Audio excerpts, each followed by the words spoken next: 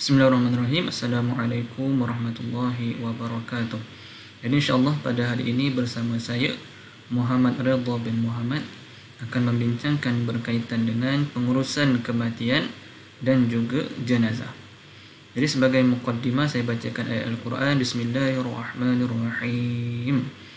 Kullu nafsin za'iqatul maut, dan seterusnya sehingga ke akhir ayat, yang bermaksud tiap-tiap yang bernyawa pasti akan merasai mati, dan bahawasanya pada hari kiamat sahaja akan disempurnakan balasan kamu. Ketika itu sesiapa yang dijauhkan dari neraka dan dimasukkan ke dalam syurga, maka sesungguhnya ia telah berjaya. Dan ingatlah bahawa kehidupan di dunia ini meliputi segala kemewahannya dan pangkat kebesarannya, tidak lain hanyalah kesenangan bagi orang-orang yang terpedaya. Jadi berdasarkan ayat ni kita tahu bahawa setiap orang, setiap manusia, setiap yang bernyawa pasti akan meninggal dunia. Jadi pastikan diri kita bersiap sedia dengan segala preparation, kita punya amal ibadat, kebaikan kita sebelum kita meninggal dunia. Jadi dunia ni hanyalah sementara. Jadi kita kena pastikan diri kita bersedia, dan kita juga kena tahu mengenai pengurusan kematian dan juga jenazah. Jadi saya akan kaitkan pada hari ini pengurusan kematian dan jenazah ini berkaitan dengan pengurusan masjid. Jadi apabila seseorang Muslim meninggal dunia, dia wajib dimandikan, dikafankan, dia solatkan dan dikebumikan. Itu adalah dia punya peringkat-peringkat. Adalah mandikan dulu, kemudian dikafankan, kemudian akan disolatkan, dan kemudian akan dikebumikan, dan hukumnya adalah fardu kifayah. Jadi bila ada orang yang selesaikan, maka lepaslah tanggungjawab Muslim yang lain. Kemudian dalam satu lagi ayat Al-Quran, Bismillahirrahmanirrahim. وَلَنَبْلُوَنَّكُمْ بِشَيْءٍ مِّنَ الْخَوْفِ وَالْجُوعِ وَنَقْصٍ مِّنَ الْأَمْوَالِ وَالْأَنفُسِ وَالثَّمَرَاتِ وَبَشِّرِ الصَّابِرِينَ الَّذِينَ إِذَا أَصَابَتْهُم مُّصِيبَةٌ قالوا إنا لله وإنا إليه راجعون. Yang bermaksud, demi sesungguhnya kami akan menguji kamu dengan sedikit perasaan takut kepada musuh, dan dengan merasai kelaparan dan berlakunya kekurangan dari harta benda dan jiwa serta hasil tanaman. Dan berilah khabar gembira kepada orang-orang yang sabar, iaitu orang-orang yang apabila mereka ditimpa oleh sesuatu kesusahan, mereka berkata inna lillah wa inna ilaihi raji'un, yang bermaksud sesungguhnya kami adalah kepunyaan Allah dan kepada Allah jugalah kami kembali. Kemudian seterusnya, bagaimana kita nak berhadapan ataupun apa persediaan kita bagi menghadapi kematian. Jadi saya bagikan kepada tiga keadaan ataupun tiga peringkat pada ketika kita menghadapi kematian. Yang pertama, sebelum, semasa dan selepas. Jadi sebelum kita menghadapi kematian, jadi kita kena bersedia, diri kita kena bersedia.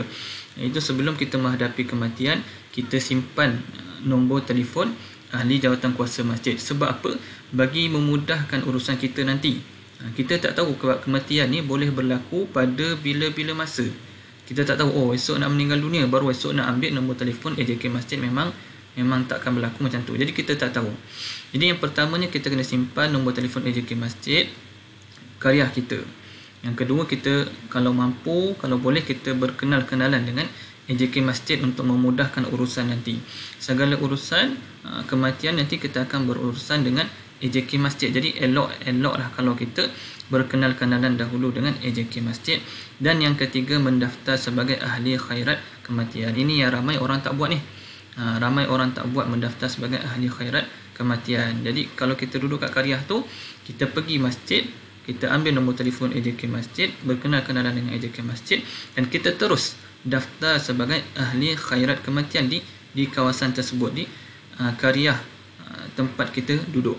Kemudian semasa, apabila kita nak menghadapi kematian, semasa berlakunya kematian, yang pertamanya jangan kita gelabah. Jangan kita kucar-kacir hidup pula masa tu. Jadi kita bertenang saja. Jangan resah gelisah, kita bertenang. Kemudian kita, kalau ahli keluarga ataupun kita orang terdekat yang berada dekat situ, maka kita maklumkan kepada ahli jawatankuasa masjid pada ketika itu. Kita dah ambil dah nombor telefon tadi. Jadi berlaku kematian, kita pun telefon, Tuan Imam, ada orang meninggal ni, kita bagi tahu dia, kita maklumkan. Kemudian kita maklumkan pula kepada ahli keluarga yang terdekat. Kalau kita duduk situ, kemudian ahli keluarga kita duduk jauh, maka kita maklumkan dengan segera. Sebab mana tahu kalau dia orang duduk jauh, maka memudahkan urusan mereka untuk kembali balik ke kampung, bertemu dengan orang yang meninggal dunia tu, maka dia tidak mengambil masa yang lama lah kalau kita beritahu awal-awal. Dan selepas kematian berlaku pula, dah confirm, dah bertenang semua, dah maklum AJK, ahli keluarga, kita dapatkan pengesahan kematian daripada pihak hospital. Kemudian kita buat laporan di balai polis. Kemudian kita akan berurusan dengan masjid, yang mana masjid akan menyediakan penggali kubur, urusan kafan, disolatkan dan lain-lain. Kemudian seterusnya, bagi pengurusan kematian dan jenazah di masjid, kebiasaannya yang pertama sekali saya sebutkan tadi berkaitan dengan khairat kematian. Ini penting tuan-tuan. Ini penting kerana ramai sebenarnya yang tak tahu khairat kematian ni. Kalau kita tengok, tanya kawan-kawan kita, dah daftar khairat kematian belum? Kata belum. Tanya adik-beradik kita, tanya ahli keluarga kita, dah daftar khairat kematian belum? Jadi kalau kita dah daftar tuan-tuan, kita mudah bila ahli jawatankuasa tahu, okey, ini adalah ahli kariyah kawasan tempat dia. Jadi dia akan uruskan khairat kematian ni ada, maka dia akan uruskanlah jenazah tu. Walau kita tak daftar pun masjid akan uruskan, tetapi sebaik-baiknya kita daftar kerana untuk memudahkan lagi prosedur dan juga ada dia punya kebaikan-kebaikan nantilah bagi khairat kematian ni. Yang kedua, masjid juga akan menyediakan bilik pengurusan jenazah. Kalau jenazah tu dia meninggal dunia di rumah, maka akan hantar ke masjid. Masjid akan uruskan jenazah di bilik yang khusus lah. Bilik yang khusus, itu kita namakan sebagai bilik pengurusan jenazah. Kemudian masjid juga ada menyediakan van jenazah.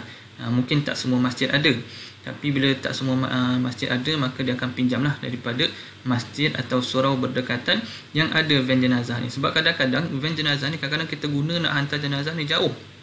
Ada yang hantar daripada Negeri Sembilan nak hantar ke Pahang, ada yang hantar ke Kelantan dan sebagainya. Jadi kita perlukan van jenazah ni. Ada juga yang menaja masjid-masjid dan surau-surau van jenazah. Ini ada satu kebaikan lah yang boleh kita bantu. Kemudian juga masjid akan menyediakan perkhidmatan imam dan juga bilal. Kalau sebagai contoh, ahli keluarga itu tak tahu ataupun tak mampu, tak tahu bagaimana nak uruskan jenazah, maka imam dan bilal ni akan uruskan jenazah tadi, jenazah dan kematian tadilah. Imam dan bilal akan uruskan daripada A to Z, semua dia akan uruskan.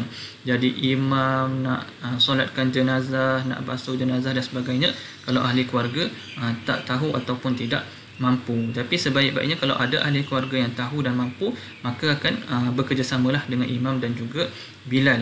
Dan kemudian seterusnya, masjid juga akan menyediakan penggali kubur. Jadi awal-awal bila berlakunya kematian, kita nak kebumikan jenazah tadi, maka AJK masjid ni akan telefon penggali kubur untuk sediakan kubur, untuk standby. So tak adalah kita tunggu lama. Dah berlaku kematian, maka penggali kubur akan gerak dan dia akan galilah untuk dimasukkan jenazah, dikebumikan jenazah nanti. Dan yang terakhir, ada tempat-tempat yang menyediakan tanah perkuburan yang sistematik. Mudahlah kalau contoh tanah perkuburan tu besar, jadi dia susun cantik. Tapi mungkin tak semua tempat lah. Dia susun cantik, kemudian mudah kita nak cari berdasarkan ada lot-lot dia. Okey, kawasan ni perempuan, kawasan sini lelaki, kawasan sini kanak-kanak, ada nombor dia dan sebagainya lah. Ini antara perkhidmatan yang disediakan oleh masjid untuk pengurusan kematian dan jenazah. Kemudian seterusnya boleh juga kita buka laman web JPN, Jabatan Pendaftaran Negara, yang ada menyediakan beberapa perkhidmatan yang berkaitan dengan kematian. Jadi boleh kita buka laman web JPN, tengok dekat, kita klik dekat perkhidmatan, kemudian kita klik pada kematian. Boleh lihat dekat sini, saya berikan contoh. Di Semenanjung ada, di Sabah ada, di Sarawak ada. Dipecahkanlah. Contoh di Semenanjung, JPN sediakan perkhidmatan mendaftar kematian biasa, pendaftaran lewat kematian, cabutan sijil kematian, laporan anggapan kematian, laporan kematian luar negara dan sebagainya lah. Jadi kita boleh lihat dan kita boleh baca. Sebab kadang-kadang kita tak ambil tahu pun. Bila dah berlaku kematian, barulah kita kelang kabut nak tahu macam mana prosedur ni, macam mana prosedur ni. Sebab kita tak tahu sebenarnya bila kematian akan berlaku. Jadi kalau ada masalah apa, jadi kita baca-baca sikitlah di dalam laman web Jabatan Pendaftaran Negara. Okey, kemudian seterusnya yang terakhir adalah berkaitan dengan pengurusan jenazah semasa wabak. Sebab sekarang ni baru-baru ni lah 3 bulan ni kita ada berlakunya wabak COVID-19. Jadi dia tak sama, pengurusan jenazahnya tidak sama seperti jenazah-jenazah yang biasa yang meninggal sebelum COVID-19 ataupun mungkin selepas tamatnya COVID-19 ni, tak sama pengurusan je. Antaranya kita lihat kat sini, mematuhi garis panduan yang ditetapkan adalah SOP yang tertentu. Juga kat sini dia sebut, kita boleh lihat nombor 3, poin nombor 3, jika meninggal dunia di rumah dalam tempoh 14 hari kuarantin, AJK Masjid perlu membuat laporan di hospital untuk pengesahan status jenazah dan menghantar jenazah ke hospital berhampiran untuk diurus mengikut SOP hospital tersebut. Jadi ada SOP dia yang kita perlu ikutlah, sebab ni bukan jenazah yang biasa, mungkin jenazah yang ada kaitan dengan COVID-19. Kemudian dia sebut kat sini, apa lagi poin seterusnya, jenazah diuruskan sesegera mungkin tanpa ditangguh. Kemudian jenazah diuruskan menggunakan kaedah tayamum ke atas permukaan beg jenazah atau pembalut plastik yang membalut jenazah tersebut.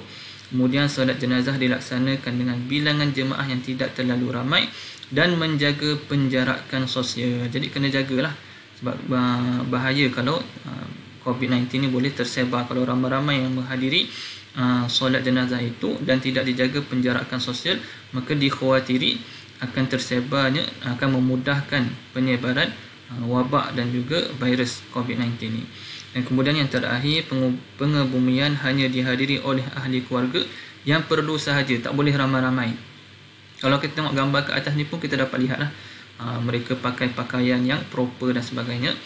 Kemudian ahli keluarga yang datang pengebumian ni tak boleh ramai, hanya yang perlu sahaja dibaca doa ringkas dan segera meninggalkan tanah perkuburan sejurus selesai urusan. Jadi ini antara beberapa perkara lah berkaitan dengan pengurusan jenazah dan kematian yang diuruskan oleh masjid. Sebab kadang-kadang kita tak tahu, ahli keluarga sendiri tak tahu bagaimana nak uruskan, maka masjid ada menyediakan perkhidmatan untuk pengurusan kematian dan juga jenazah. Apa-apa pun kita kena selalu kontak dan juga simpan nombor telefon AJK Masjid. Wallahu a'lam, setakat itu saja pada hari ini. Semoga bermanfaat dan juga kita rajin-rajin untuk membaca berkaitan dengan pengurusan kematian ini. Assalamualaikum warahmatullahi wabarakatuh.